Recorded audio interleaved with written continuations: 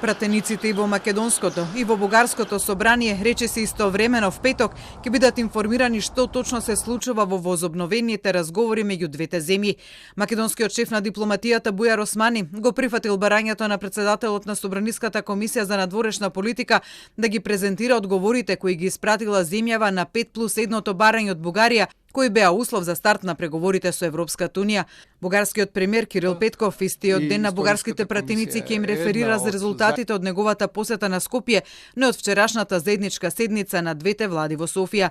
За политичкиот аналитичар Марко Трошановски, изминатите 7 дена се покажува дека има сменет наратив во позитивна насока и од двете страни, што пак би го олеснило постигнувањето на заемно прифатливо решение. Во таков позитивен наратив, како што го гајат и едниот и другиот премиер, се работи полесно, секако многу подобро него со претходната влада на ГЕРБ. Но во секој случај, моментално сме во символичкото ниво на решавање на спорот.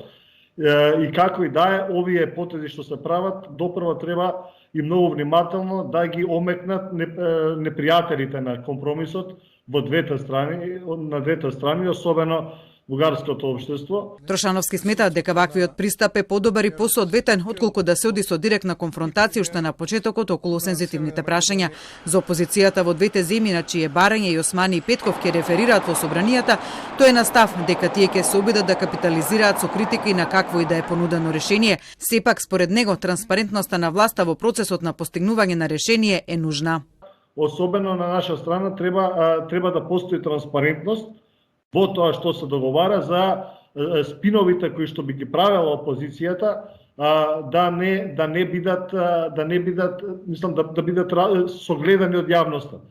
Апелирам да се има конструктивен државнички пристап и да не се злоупотребува евентуално корисното решение за нашата земја само за теснопартиски изборни цели, бидејќи преголем е залогот.